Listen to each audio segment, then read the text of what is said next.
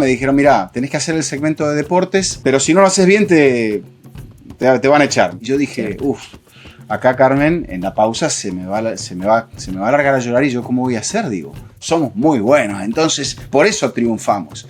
Y no te pones a pensar que si tuviste suerte, que si son los compañeros.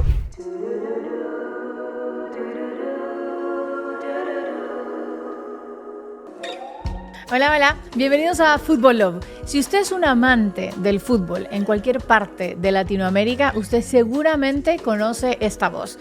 Es una voz más que autorizada, es una voz que hemos tenido la posibilidad de disfrutar hace muchísimo tiempo. Y el día de hoy vamos a tener la posibilidad de conocer un poquito más ese lado humano de Eduardo Vizcayart.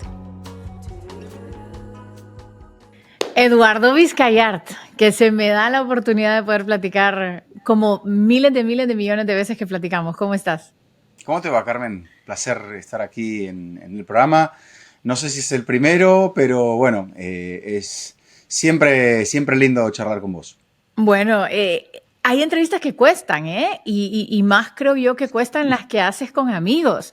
Porque al final del día siempre hay cosas que uno quiere hablar, pero nos vamos por la tangente y seguramente yo creo que eso va a pasar el día de hoy, ¿no?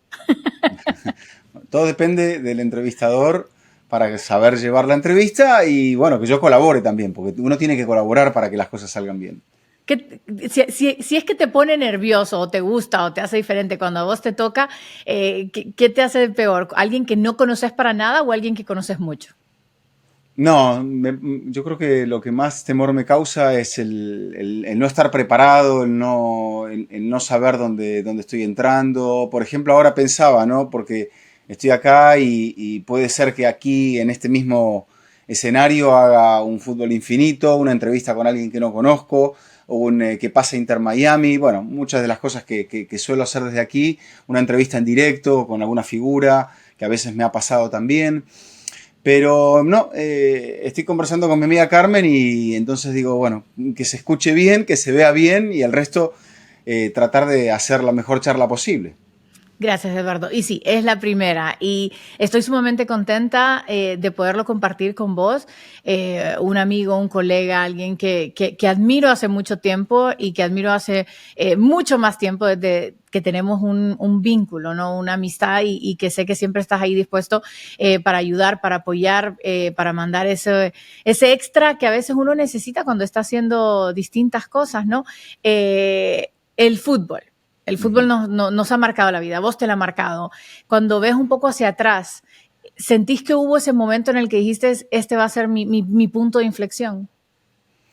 La verdad que no, Carmen.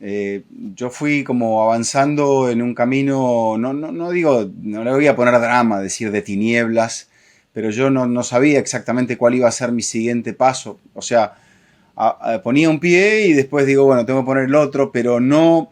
O sea, mucha gente hoy, sobre todo en esta época, lo digo yo que ya he superado la barrera de los 50, que la gente piensa que con el chasquido de un dedo todo va a suceder rápidamente, que uno se va a convertir en una figura, en un influencer o en alguien popular.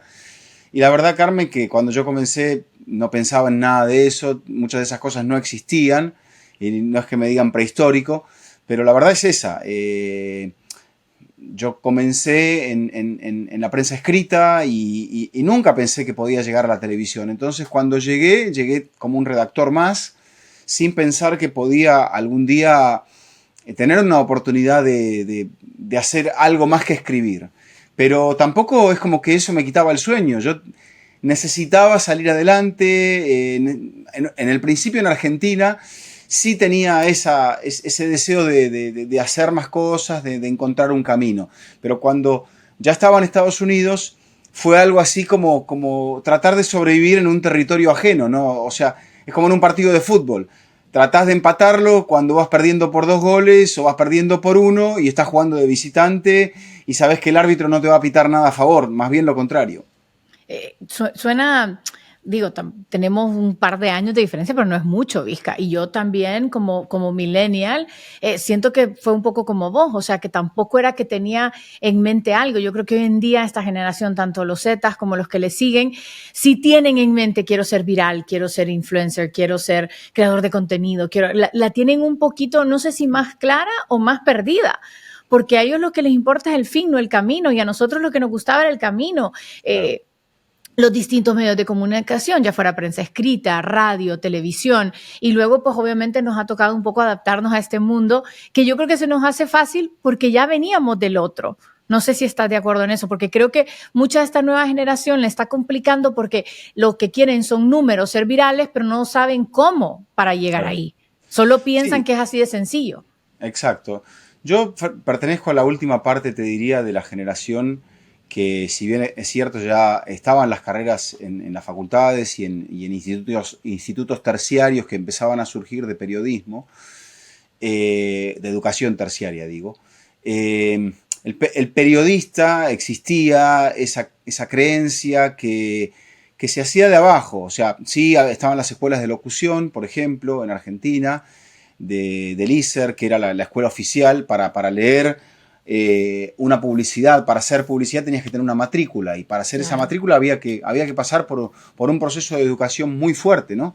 En cuanto a la educación de la voz, el saber leer, y después el resto era oficio.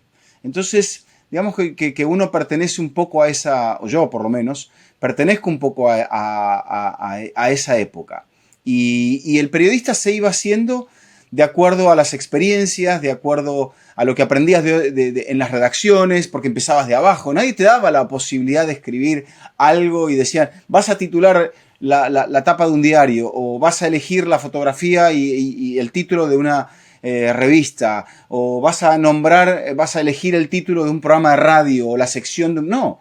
Hoy en día alguien dice, voy a hacer algo y voy a hacer algo creativo, no sé, por ejemplo, veía que me mostraba una compañera, alguien que decide hacer un desafío que no viene al caso, pero decir, me voy a cortar el pelo el día que el Manchester United gane 5 partidos seguidos. Como anda mal, entonces nada, El y que está eso... peludo.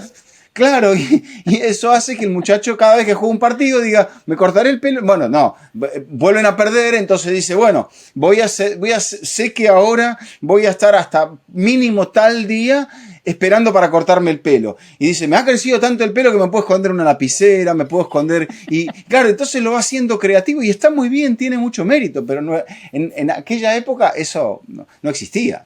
No, total. Y yo creo que es un poco de la parte en la que todos tenemos que adaptarnos, porque si bien es cierto, creo que ha habido, no sé si te parece, ese espacio en el que la creación de contenido parecía muy normal, pero ahora quieren volver a los inicios, Vizca, ahora agarran los microfonitos. Ahora o sea, es como hace 2 años, 3 años estaban criticando al periodismo como tal, y ahora ya, aunque sean creadores de contenido, están metiéndole más imagen, haciendo más Ujú. producción. Al final se están dando cuenta que tienen que volver a los inicios porque la gente también requiere y exige un poquito más de lo que al final del día le termina uno contando, ¿no? Y para nosotros que venimos de esa escuela, siempre va a ser más fácil adaptarnos, Probablemente. porque tenemos la otra base, ¿no?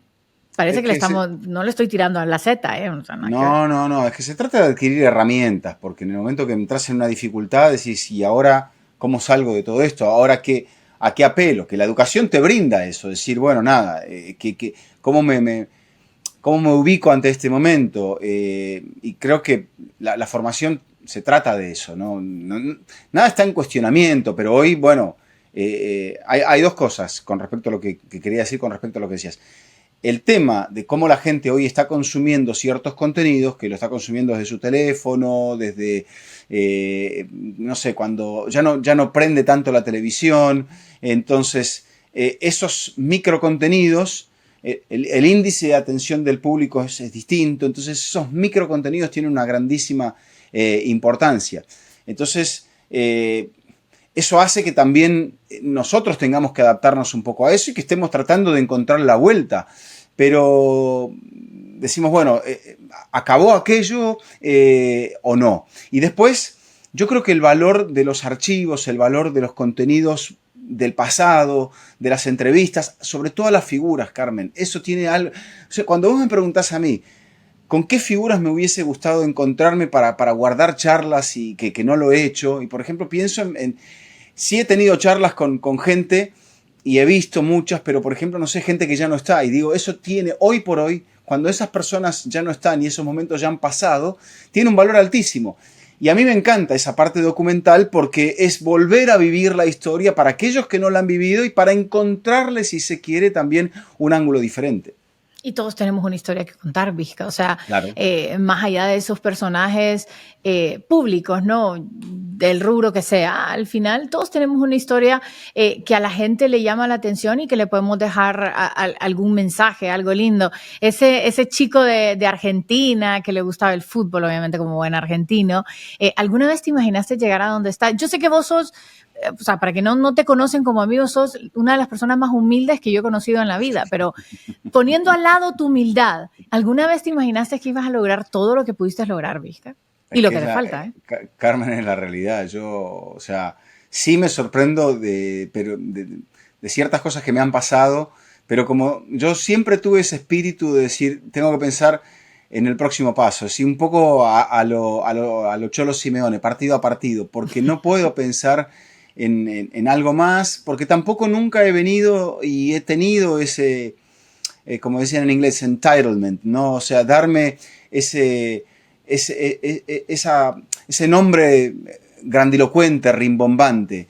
La verdad es que yo soy una persona muy agradecida del camino que me tocó vivir, con las dificultades, con los momentos buenos, con los momentos malos, con las búsquedas, con la gente que me ayudó. Valoro mucho la gente que me ayudó, la gente que me acompañó, la gente que me extendió la mano en el momento de duda, en el momento de dificultad.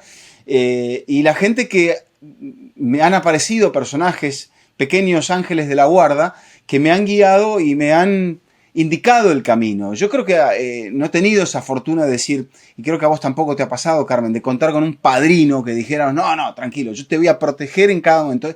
Y creo que eso no existe, o sea, si existe, ha existido para muy pocas personas. Entonces, como yo vengo de ahí, y no es que es una pose, vengo de abajo, ¿no? Yo no soy algo probable, ¿no? Dentro del algoritmo y el cálculo de probabilidades, me parece que yo no era muy probable que yo me pudiera destacar. No sé por qué lo decís. O sea, te entiendo, pero no lo coincido porque, mira, el trabajo que vos haces es uno de los más difíciles. El comentarista, porque el narrador al final está contando lo que ve, pero el comentarista le mete su análisis, su opinión y lo que mira y lo que considera. Y en esta profesión nos ha tocado que pues, hay quienes le gusta y quienes no, pero con vos hay como un consenso de que a todo el mundo le gusta. No sé si me A entendés. todos. Y No, no sí, estoy yo te hablando entiendo. mal de nuestros colegas y amigos en general, en Honduras, en Argentina, en Estados Unidos, en el mundo entero. Pero ese trabajo de analista y de comentarista, como le querramos llamar, o de color commentator en inglés, es el más difícil. Y con vos, todo el mundo te quiere. ¿Sabes lo que? De los Gracias, distintos Carmen. equipos, más Gracias. allá de cualquier bullying y cualquier tontera en redes sociales, ¿no? Pero al final el consenso es más al 99%. Me encanta lo que dice Vizca que el contrario. Y Mira, no es fácil, ¿eh? yo creo que todo apéndice de nuestro trabajo, así sea reportero, presentador, narrador, relator, lo que quieras decirle, todo tiene un secreto y para todo se debe contar con un talento. Yo no me considero una persona que tenga per se un talento, por lo tanto, siento que el trabajo es lo que me ha hecho. Las ganas de tratar de superarme, el hecho de encontrar referentes que me ayudaran a superarme, que me marcaran un camino, la autoexigencia, también la formación, que no sé, yo vengo de dos padres que no fueron a la universidad, pero tengo dos hermanos que uno es médico, el otro es profesor de literatura y yo hablo de fútbol, entonces yo me siento como que nada, como que comparado con ellos yo no soy gran cosa. Encima de todo soy el menor, imagínate. Eh, o sea, a mí me gustaba más el fútbol que a mis hermanos, ellos lo veían como que yo, no sé, como que no era tan brillante. Y a mí, la verdad, eso, si vos me decís si me hacían bullying, a mí no sé si me importaba tanto. A mí yo siempre es como que estuve muy concentrado en lo que yo quería hacer y en lo que a mí me gustaba y en lo que a mí me causaba placer hacer. Claro. Y dentro de eso, como te digo, creo que he tenido la fortuna de encontrarme con personajes, aquellos que no traté tanto y que admiré mucho, que yo... eh, esa admiración me llevó a mí, Carmen, a encontrar un camino como para poder llegar a eso. Y una vez, sí hubo varios momentos, yo llamo mágicos dentro de mi profesión, ¿no? Cuando empecé en Argentina a escribir y a hacer fotografía, por eso te digo, es una sucesión de hechos fortuitos. No hay nada que me haya llegado como dije, no, acá está, tomá por este camino y que vas leyendo un mapa o un GPS o lo que Ojalá sea. lo hubiera, Ahora, ¿no? exacto. No, no lo hay, no lo hay. Pero yo llego a CNN cuando vengo a vivir a este país y estoy en Atlanta y mi ex esposa, la madre de mi hijo, me dice, eh, hay una prueba para un redactor. Y la persona que me toma la prueba, que era súper exigente, un señor argentino que lamentablemente ya falleció, él después de la prueba, yo estoy como 6 horas, no me acuerdo, el tiempo se me fue escribiendo, traduciendo, sentado en un escritorio, apenas con gente que yo conocía, no conocía a ¿Cuántos nadie. años tenía, Vizca? Tenía 25 años, Carmen. Y nada, en un país donde yo llevaba apenas unos meses. Y, y nada, encontré una persona que estaba ahí, que trabajaba dentro de ese servicio de noticias de CNN, que al día de hoy es mi amigo, y él me dio un par de consejitos y yo me aferré a esos consejos como quien se aferra a un salvavidas. Y ese señor me llamaba, Abel se llamaba, que en paz descanse, Abel Dimant. Y Abel cuando termino la prueba me dice, bueno, ¿podés empezar mañana? Y le digo, mire Abel, yo... Y uno tiene la arrogancia esa de los 25 años, ¿no? Le digo, primero soy honesto, le digo, no tengo el permiso de trabajo todavía, está en gestión. Punto número uno. Punto número dos, le digo, me gustaría bien en los Juegos Olímpicos, era finales del año 95, y yo quiero trabajar en los Juegos Olímpicos, le digo, eso es un sueño para mí, le dije. Bueno, bueno, me dice, yo digo, este señor me va a mandar allá a paseo, ¿no? Y me dice, no, no, no, no, pero no, está bien, me dice, mantenete en contacto, pero no te pierdas. Y es como que me quiere tirar un incentivo. Ese fue ese incentivo que yo no lo creí en su momento. Carmen me dice, aquí puedes hacer una carrera. ¿Alguna vez te planteaste trabajar en televisión? Le digo, mire, a ver, la verdad que no. Eh, si te lo planteas, vas a tener un futuro. Y aquí te vamos a ayudar Mira. a poder moldearte. Y yo le dije, bueno, ok, pero como diciendo, es la primera vez que alguien, no te digo que fuera una promesa, pero que me hace medio Que como, te plantó la semilla. claro, claro. Siempre a decir, bueno, acá tenés esta película, andá, te vamos a asignar una entrevista y después la vamos a ver. Pero nadie me dice, tenés un gran talento, acá tenés tal cosa. No. Este señor me dijo, me planteó algo como a un largo plazo, quizá inalcanzable. Pero yo lo tomé en cuenta y dije, bueno, acá puede haber algo. Y a partir de ahí empieza un poco a surgir ese camino. ¿Cuál fue el siguiente paso, Vizca? Bueno, hice lo de los Juegos Olímpicos y volví. Y ahí empecé. Y empecé a escribir, me costó mucho adaptarme. Empecé, en un momento me dijeron, bueno, vas a empezar a locutar. Entonces me prepararon y me dijeron que cuando ya estaba listo, empecé a hacer voiceovers. Y después lo siguiente es que, nada, me dan una prueba, me dijeron, mira, tenés que hacer el segmento de deportes en off, pero si no lo haces bien te van a echar, me dijeron. Así Oíme, qué me qué dice mi presión. amigo, me dice, mirá, es que, bueno, ven que a veces es como que parece como que estás en otra cosa. Y claro, yo estaba escribiendo de política y de actualidad y yo no me encontraba muy cómodo. Por ahí era eso, o que eran muy exigentes, no lo sé. Que eran más exigentes. Estamos hablando de CNN, Carmen. Entonces, claro, yo no empecé por un medio chiquito. Tuve la fortuna de empezar por ahí. Entonces el nivel fue muy alto. Yo dije, ok, como diría mi compañero Fernando Palomo, me tenía que poner las pilas. Y me puse las pilas. Dije, bueno, está, voy para adelante. Acá, nada, me tengo que sentar bien, no me puedo dispersar en nada, no me puedo ir a tomar un café más de 5 minutos. Nada, tengo que estar eso, concentrado. Y bueno, y lo hice. Y cuando empecé a hacer deportes, les gustó, seguí y empecé a hacer otra cosa y seguí y ahí seguí. Y el siguiente paso es que hay un cambio. Estábamos viviendo en Atlanta, la madre de mi hijo consigue un trabajo en Miami, entonces yo digo, bueno, en un momento me dice, mira, podemos hacer algo hasta que más o menos te afiances y puedas conseguir un trabajo en Miami, pero es como que, bueno, tengo que, en un momento me dice, mira, no puedo sola, mi hijo ya había nacido, nuestro hijo había nacido y bueno, tenía que ocupar mi rol de padre, ¿no? Entonces, Claro. dije, bueno, tengo que renunciar. Cuando ya había medio posicionado, tengo que irme. Y bueno, tuve que empezar de cero, pero el destino me lleva a ESPN y ahí me cruzo también con una persona que decide darme una prueba y que decide ayudarme, que es nada menos que alguien que tenemos, una persona que tenemos en común en nuestras vidas, que es Luis Omar Tapia. Claro, y a partir de ahí empieza esa nueva etapa, pero sin la otra no hubieras podido llegar ahí tampoco. O sea que, No, no, no. pero volviendo a lo que dijiste al inicio, tampoco era como que tenías eso planteado. Por eso cada cosa que te ha llegado ha sido con agradecimiento y una total fortuna al esfuerzo y al trabajo y tu dedicación. Es que el otro día veía a un actor argentino ya fallecido que hablando del aspecto artístico, ¿no? Nosotros nos llaman talento, hay veces que nos tratan como si no tuviéramos ninguna clase de talento, pero bueno, es parte del oficio. Hay algunos que tienen algún talento y otros que no tenemos un gran talento. Pero bueno, te asignan un título rimbombante y a veces es como que te hacen sentir que sos una válvula absolutamente reemplazable. Que también lo somos. Como decía un refrán, el cementerio está lleno de irreemplazables. Pero este actor decía que cuando nos llega el, entre comillas, éxito o llega a un acierto o algo que por lo cual la gente nos aplaude o nos reconoce, tendemos a no entender por qué nos llegó.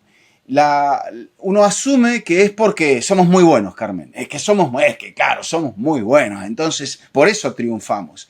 Y no te pones a pensar que si tuviste suerte, que si son los compañeros, que si es el director, que si, no sé, 1000 factores que puede haber. Y que puede ser una pegada única y excepcional.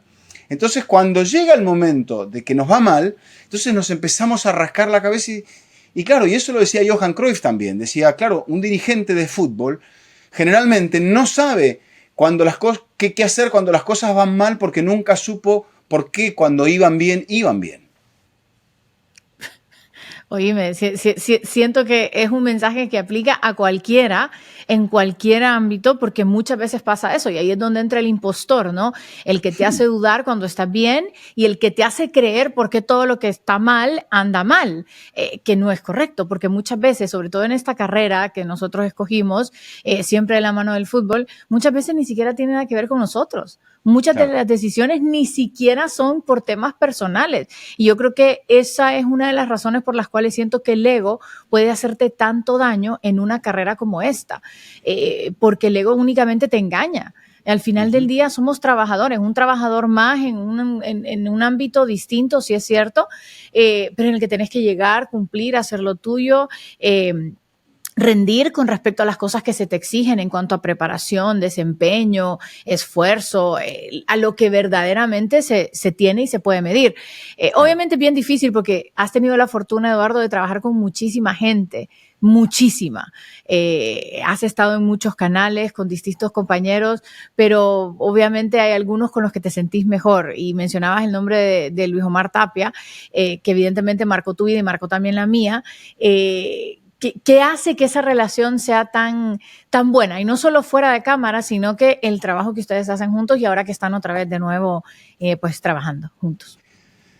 Mira, yo creo que es la química que hay entre las personas, ¿no? Me parece que eso Luis lo vio. Luis tenía más experiencia, yo llegaba con un recorrido ínfimo, casi nulo, pero tenía algunos puntos, digamos, sólidos en los cuales me podía apoyar. Por eso te digo, y que siempre te lo dije, apenas empezamos a ser compañeros, yo siempre te hablaba de la preparación, de encontrar las maneras para poder prepararte, porque esa preparación uno nunca sabe cuánto de ello va a ocupar en ese programa, en ese partido.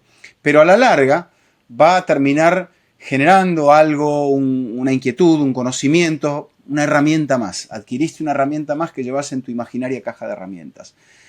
Y yo creo que Luis me enseñó a eso, ¿no? Primero, que sintonizamos la misma onda y que me enseñó a eso. Luis, aparte de ser esa persona que me dijo, vas a hacer la prueba conmigo, yo te generé la prueba, me dice. Ok, digo, gracias, ¿no?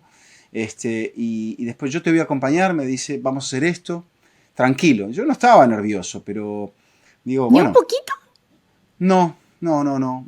Lo recuerdo como si fuera hoy, estamos hablando de hace 28 años, casi, y nada, Luis me dijo, ¿sabes qué pasa? Yo noto algo, Carmen, no sé si te pasará a vos, pero cuando uno es más joven, en las cosas que hemos hecho cuando hemos sido más jóvenes, había un cierto grado de inconsciencia que nos llevaba a no tener miedo. Y ahora Es cuando nos cierto. pasan ciertas cosas, empezamos a dudar, a pensar 3, 4 veces, le buscamos el ángulo negativo, le buscamos la vuelta, la quinta pata al gato. Y en esos casos no era así. Es como que decir, bueno, listo, ¿qué partido es? Tal. Y lo preparaba y veo los jugadores y bueno, está, yo creo que lo puedo sacar antes. Si me lo das ahora y me decís vas a hacer un partido de la liga holandesa y te digo, uy, qué drama, la liga holandesa, me tengo que poner a estudiar. Y yo dije, bueno, lo ataco como pueda. Si tú eres fútbol, pensaba yo, ¿no? ¿Cuál es el secreto? Después me dan un programa para leer, para locutarlo. Y es como que dije, yo lo puedo hacer. Y después lo entendí, y Luis me lo explicó más adelante, que ahí entendí que había sido especial. Porque él me dijo, yo he hecho pruebas con un montón de gente, me dice, pero la que hice con vos yo quería que te fuera bien, me dice. Y a la larga, unos meses después ya estábamos trabajando juntos. Y Luis me inculcó ese sentido de hacerlo por nosotros, de que la relación que hay, como ahora, Carmen, nosotros, si nos ponemos a pensar cuánta gente puede ver esta charla, cuánta gente le podemos llegar, creo que no nos saldrían las palabras, pero si lo limitamos, y esto lo entendí apenas empecé en la tele, a que estamos... La primera comunicación es la mía con la tuya, entonces yo tengo que entenderme con vos y te tengo que decir algo que vaya de acuerdo a lo que vos me estás preguntando y que llene la inquietud que vos tenías. Entonces, la primera relación es entre nosotros que compartimos Claro. algo, una transmisión, y eso fue el punto de inicio con Luis. Y Luis me decía, vamos a hacer un partido en diferido. Ni se te ocurra que lo vamos a hacer a media máquina, me dice. Lo vamos a hacer como si fuera en directo y como si fuera una final del mundo. Ok, Luis. Y ahí entendí cómo trabajaban ellos, cómo se trabajaba en ESPN y cómo era Luis Omar Tapia. Bueno, yo obviamente a Luis le debo muchísimo porque él es la persona que me pone en contacto con ese cambio de vida, de carrera que me lo da todo a mí. Y yo recuerdo que cuando vengo escapada de Honduras a hacer el casting, él pasa por mí, me lleva al aeropuerto y me pregunta, o sea, me pudo haber preguntado mil cosas, Eduardo. Y lo que me preguntó, ¿cómo te sentiste? O sea, él fue al cómo yo estaba como persona, no si lo había hecho bien, no si Claro. lo había hecho mal. Y yo simplemente le dije, creo que fue el mejor de toda la vida. Y me dijo, ok, listo. ¿Sabes? Como no me preguntó más, ¿no? Y yo creo que a lo largo de los años siempre he sentido como ese compromiso, que no es ni un compromiso firmado, pero más allá de solamente este personaje, estamos hablando en específico de Luis Omar, yo creo que ese tiene que ser el fin como profesionales también, el Claro. sentir que lo estás haciendo bien. Sí, Porque sí, van a sí. haber cosas en tu vida, en tu carrera, en el rubro que sea, que no te van a gustar. Pero igual tenés que aprender a hacerlas, saber hacerlas y tenés que irte sintiendo cómodo con las distintas cosas que vas haciendo. También recuerdo mucho al inicio, esas primeras veces que yo te miraba a vos preparar los partidos y aunque no lo creas, no sé si te lo he dicho o no, yo me acuerdo que vos siempre usas lápiz. Usas Ujú. lápiz, para quienes nos están viendo, un lápiz normal, que le sacas punta, siempre y yo uso lápiz y La siento clave que, del lápiz es para borrarlo, porque claro, siempre me gusta bueno, poder no sé si corregir cosas. sabías que he descubierto que ahora hay lápices tinta que se borran Ah, y tengo de esos, pero yo siempre que agarro el lápiz siento que tengo el superpoder de Eduardo Vizcayar. No, es una manía mía. Yo estoy haciendo un partido ahora y tengo un lápiz en la mano, no escribo con él, pero tengo el poder, porque yo me acuerdo verte a vos preparar los partidos con esos lápices y se me pasó ese superpoder a mí. O sea, siempre en mi carterita y en la mano voy a tener un lápiz solo porque siento que tengo el superpoder de Eduardo Vizcayar. No sé si te lo había contado o no. no, nunca me lo Bueno, contaste. y ahora mi hijo que está aprendiendo a escribir, pues obviamente tengo un montón de lápices porque sabes que les piden eso en la escuela. Y él me dice, ¿qué haces con mis lápices? Y yo, ¿cómo que son tus lápices? Son mis lápices, son los de Vizca. Porque al final la preparación es lo que decís, o sea, puede que no te sirva para algo hoy todo lo que estás preparando, pero luego mañana te va a servir, la gente lo agradece. Y yo creo que volviendo a lo que te dije antes, eso es lo que a la gente le gusta de vos. Vos siempre estás preparado, Eduardo. Y si no, sos tan humilde que en el momento decís, dame un segundo que ya te lo encuentro. Ya, o sea, sabés exactamente dónde está todo, porque tenés acceso no solo a tu memoria, y hoy en día la tecnología, porque yo te he visto también con 350,000 papeles y puedes navegarte en 500 papeles sabiendo exactamente dónde está todo. Claro. Porque eso también es la capacidad de poder reaccionar ante todo lo que estás viendo y estás haciendo, ¿no? Bueno, gracias, Carmen. Lo del lápiz, no, por ejemplo, no, como empecé a utilizar la hoja en la que preparaba los partidos para poder... Bueno, arranco con las hojas en los años 90 en ESPN, ¿no? Desde que comienzo a hacer la Liga de Holanda, después la italiana. Luis, por ejemplo, le escribía en una hoja como si fuera de un papel más grueso, con su esquema, y observé eso, pero después y lo empecé a incorporar, empecé a tratar de decir, ¿qué es lo que me sirve a mí, no? Y también te ayuda a eso, que en el primer año que estoy en ESPN veo, por ejemplo, nos llegaba un montón de trabajo para preparar los partidos, de research, de investigación, y cómo poder procesar todo eso, sí, porque es mucho, para poder encontrar, porque la tele, a veces podés decir, dame un segundo que lo voy a buscar, pero hay veces que tenés que tener así instantáneo, y a veces uno dice...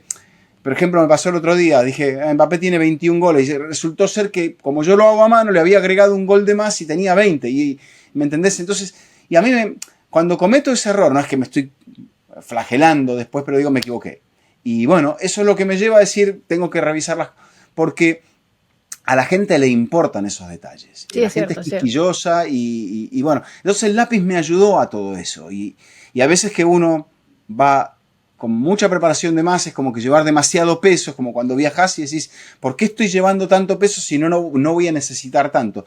Entonces empieza uno a encontrar esa depuración de lo práctico, de lo que va a necesitar, y el lápiz a mí me ayudó a eso, a decir, no llevar tantas cosas, sino poder apuntar y después corregir. Claro. Pero fue una cosa totalmente azarosa, y que alguien lo observe y lo adquiera. Bueno, yo nunca tampoco eso, Carmen, uno nunca se propone, si te vas a proponer convertirte en algo, lo más seguro es que no te conviertas. Entonces, uno tiene que ser, ante todo, y no lo digo como una pose, tratar de No, decir, es cierto. uno, dejarse satisfecho a uno. Si vos decís, no, quiero ser tal figura, ¿sabes qué? Lo más probable es que no llegues a eso, y que después en el camino te hagas daño pensando en que no llegaste a aquello que te habías propuesto que ibas a llegar. Secretamente, porque estamos en un oficio muy competitivo, donde a veces creo que falta la solidaridad bastante, por Mucho. los egos, por todo, porque, Carmen, ¿cuántos personajes no nos hemos encontrado que por lo bajo hablan mal de vos, de mí, del que sea, y decís, pucha, y te das cuenta, ¿por qué hablan mal? A, porque te envidian, B, porque se quieren quedar con tu espacio. Así seas bueno, malo, regular, siempre uno ocupa un espacio. Y bueno, eso es jodido realmente, en esta profesión es difícil. Es cierto, yo creo que si alguien a mí me preguntara eso, justo que cuál sería una de las cosas negativas de la carrera, diría que eso, la falta de apoyo que hay. Pero luego también la otra cara de la moneda sería cuando finalmente encontrás gente buena, gente noble, gente honesta, y hacer grupo, conseguir más, o sea, conseguís otro tipo de cosas. No digo que no los haya, sí los hay. Claro, Obviamente cuesta más encontrar gente buena, los y hay. la vida todo te va ubicando por las cosas que haces, te va poniendo en tu lugar, la vida se encarga de todo eso, uno tiene que mandarlo ahí, dejarlo volar. Son cosas que no dependen de uno, pero cuando logras conseguir camaradería y grupo con distintos colegas, yo creo que eso también es una de las buenas bondades que sí tiene la carrera, ¿no? Y a Exacto, vos también te exacto. habrá pasado, también, o sea, que has Sí. trabajado con tanta gente, ¿no? Es que sí, después ves, a veces tiene que pasar el tiempo para que... eh, yo creo que tiene que pasar el tiempo para que te reconozcan en todo, en todo. Porque tiene que haber contrastes.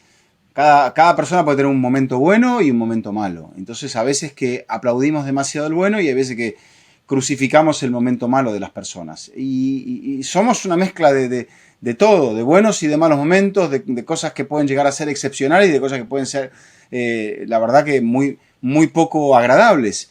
Pero dentro de eso, porque somos falibles, vamos aprendiendo y vamos encontrando el equilibrio que es, creo, en lo más difícil de la vida, encontrar ese equilibrio y encontrar esas personas que te ayuden a encontrar el equilibrio. Creo que la clave pasa, desde mi modesta opinión, pasa un poco por ahí.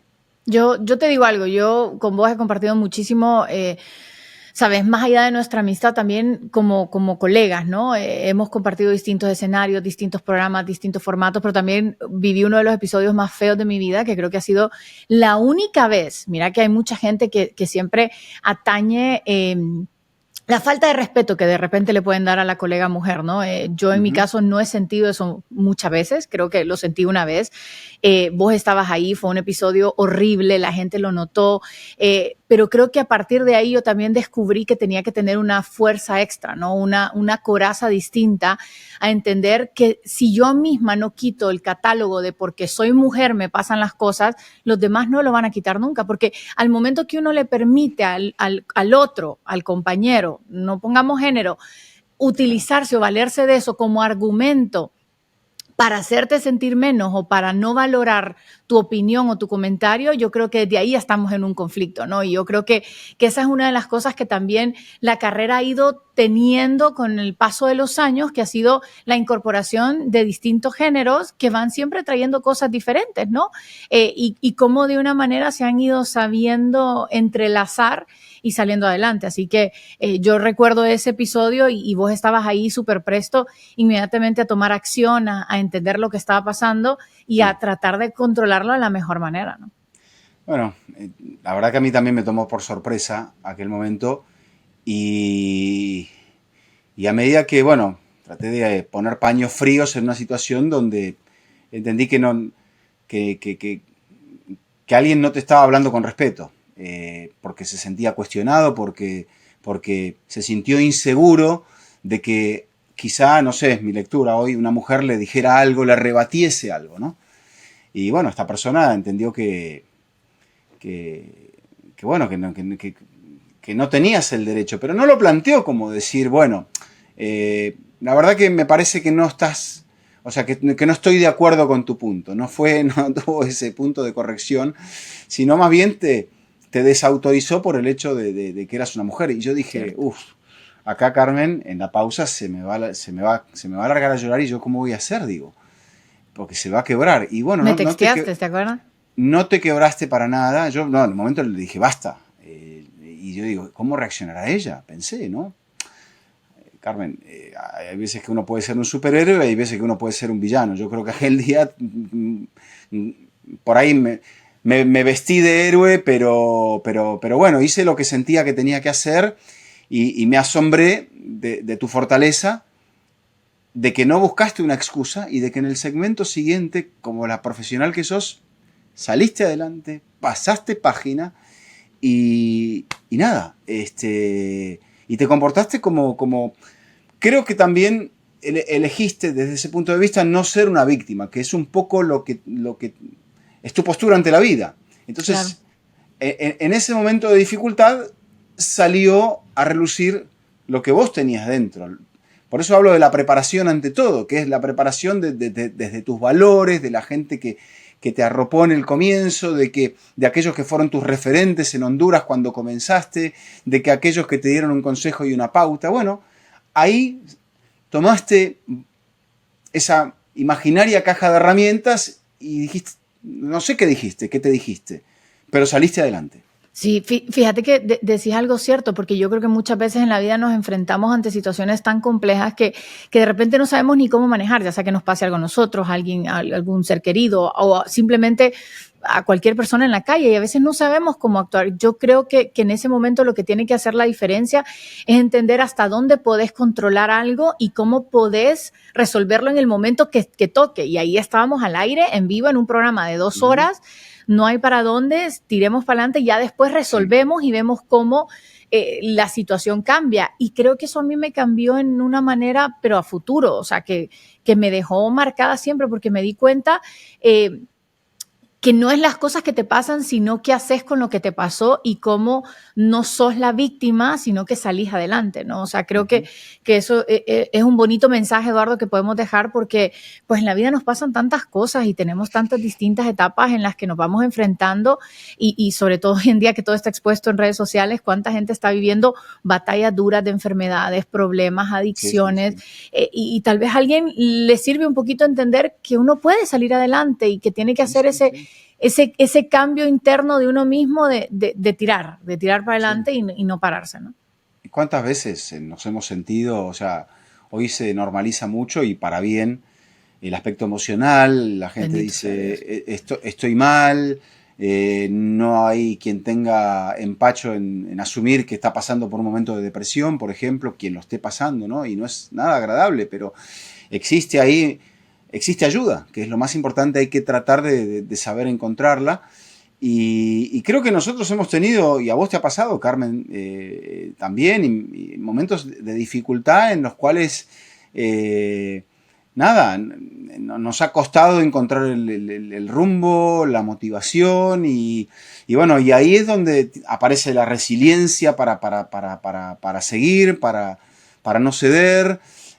Pero bueno, no somos héroes. Yo creo que a la larga el hecho de hacer algo que nos gusta, de encontrar la motivación en lo que Afortunados. hacemos, es algo muy importante. Pero hay personas que no tienen esa fortuna y bueno, tienen que seguir levantándose a la hora que se levantan para hacer un trabajo y quizá la motivación es tratar de hacerlo bien porque ese dinero que van a recibir al final de la semana, de la quincena o del mes, les va a ayudar o a cumplir un sueño o a salir de un apremio, de una deuda, quién sabe. Pero eh, creo que a la larga es eso, ¿no? En esta época donde todo se proyecta de una manera grandilocuente, creo que hay que reivindicar eso a corto plazo.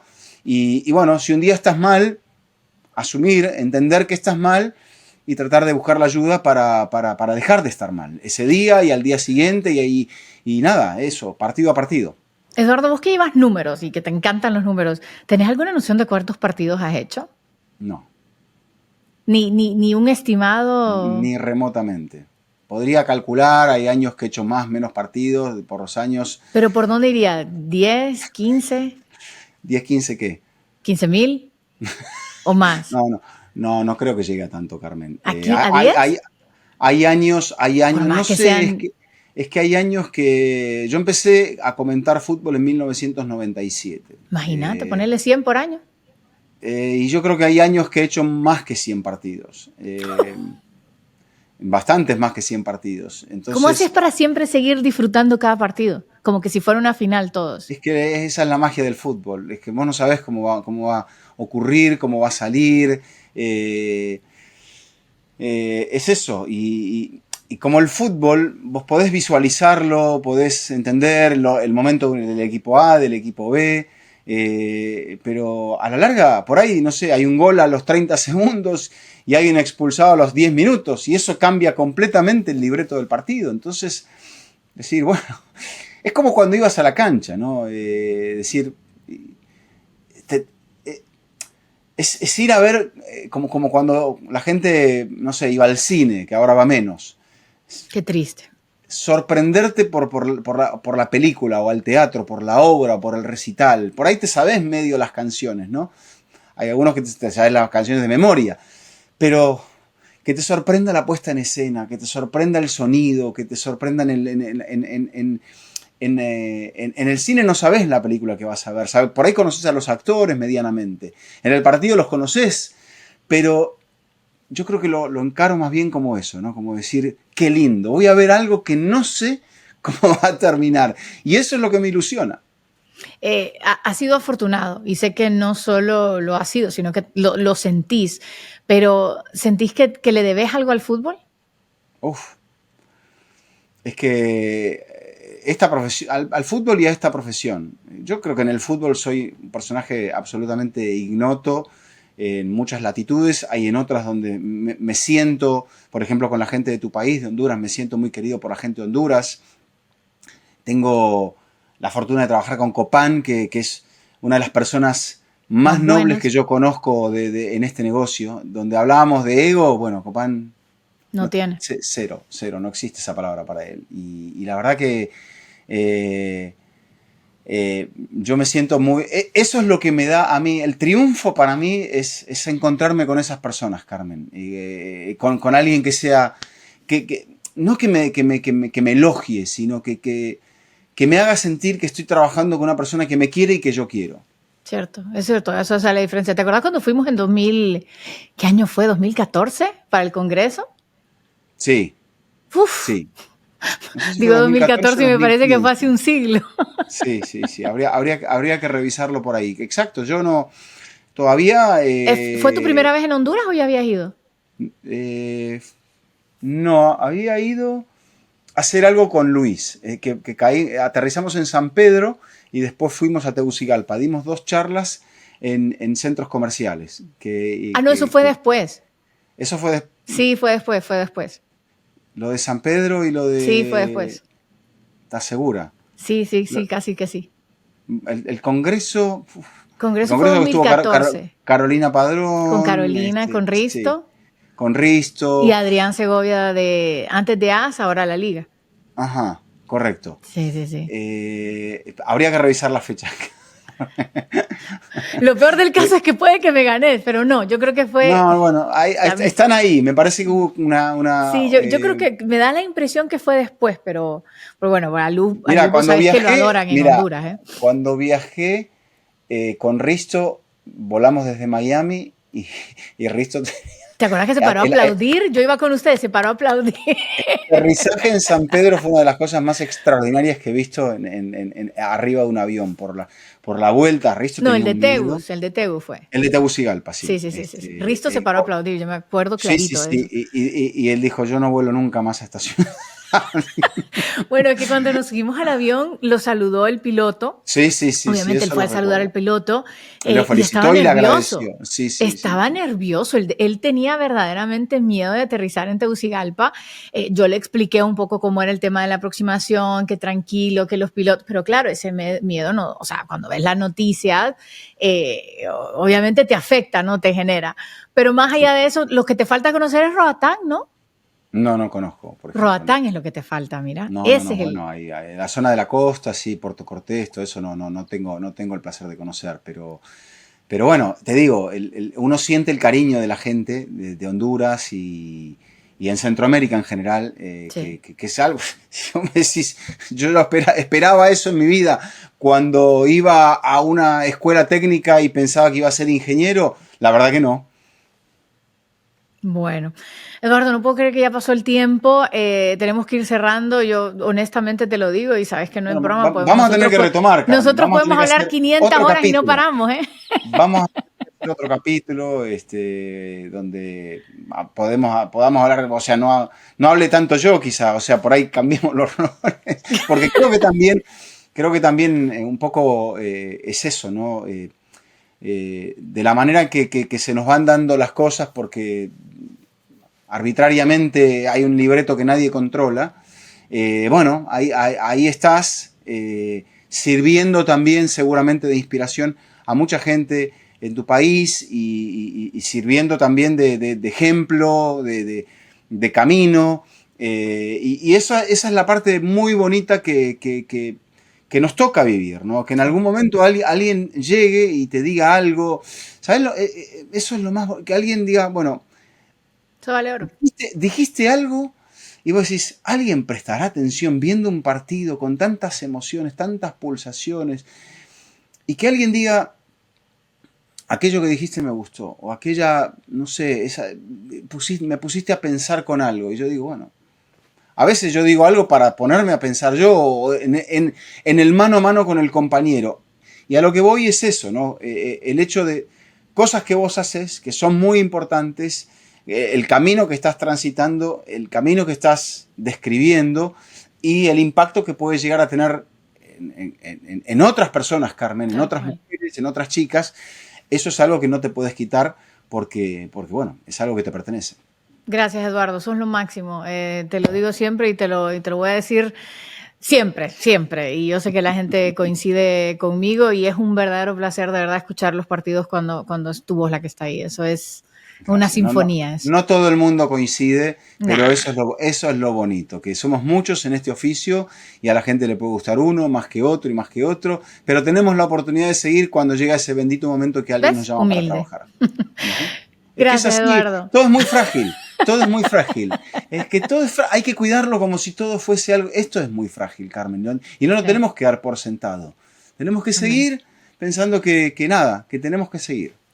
Que sea la primera de varias, ¿eh? Tenemos que repetir en Fútbol Love. Gracias, Carmen. Bye, Eduardo. Gracias. Un placer, un placer.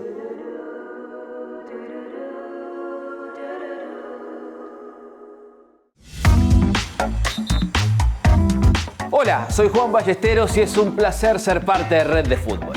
Si te gustaron nuestros contenidos, dale like, suscríbete y activa las notificaciones.